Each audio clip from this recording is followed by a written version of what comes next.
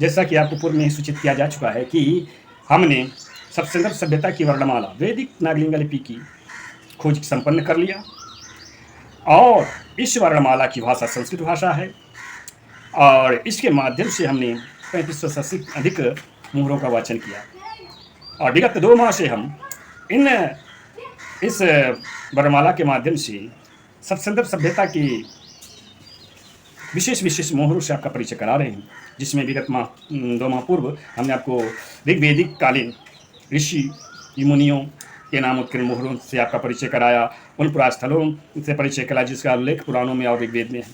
आज इस सत्र में हम आपका परिचय बेट द्वारका से प्राप्त जार इंस्क्रिप्शन जिसका उल्लेख आपके एस.आर. राव ने किया था, उससे परिचय कराएंगे और साथ ही साथ रोजेटा पत्थर की जो हायरोग्लिफिक लेख है उसका संस्कृत भाषा में हमने अनुवाद किया है।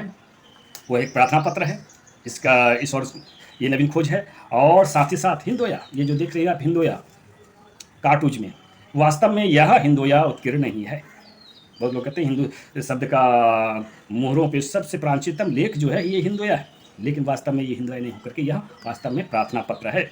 और आपके मिस्र की जितने भी दीवारों पे लेख पाए जाते हैं उनमें यह कार्टूज अवश्य मिलता है। दोनों की भाषा एक ही है। लिपि बेट द्वारका से प्राप्त जार इंस्क्रिप्शंस के विषय में एस.आर. राव ने बताया है कि यह वास्तव में 1400 ईसा पूर्व की इंस्क्रिप्शंस हो सकती हैं।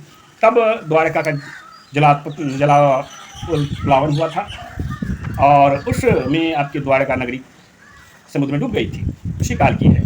लेकिन जब आप इन इंस्क्रिप्शनों को, इन पर जो उत्कीर्ण लेख है उसका वाचन करेंगे, संस्कृत भाषा में करेंगे, बाएं से दाएं दिशा की ओर करेंगे, सप्तसंगम वैदिक नागलिंगा लिपि के माध्यम से करेंगे, जिसका अन्वेषण हमने किया है, तो हमने क्या पाया कि यह वास्तव में शाल और श्री कृष्ण के मध्य जो युद्ध हुआ था उसका उल्लेख करता और उस समय द्वारका वासियों ने भगवान सोमनाथ, भगवान शिव से रक्षा की प्रार्थना की थी।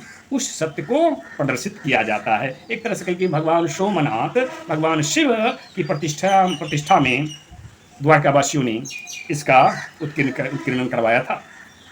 और पृष्ठभूमि में ये मुख्यतः 3 पंक्तियां हैं, 3 से 4 पंक्तियां हैं।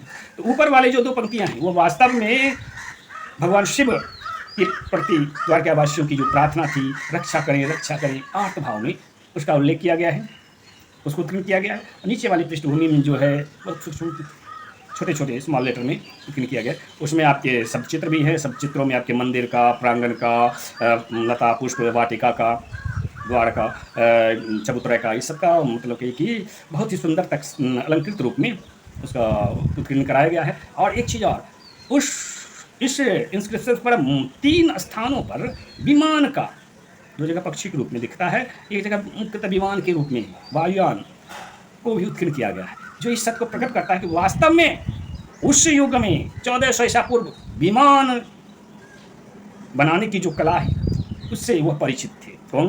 द्वारकावासी परिचित थे।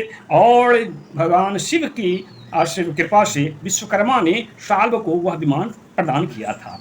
तो विमान प्रौद्योगिकी से प्रागैतिहासिक काल के, पौराणिक काल के नागरिक परिचित थे। इस सत्य को यही पुष्टि करती है और इसकी भाषा पर आपके सेमेटिक प्रभाव भी प्रकट होते हैं, क्योंकि यह 1400 ईसा पूर्व की इंस्क्रिप्शंस हैं।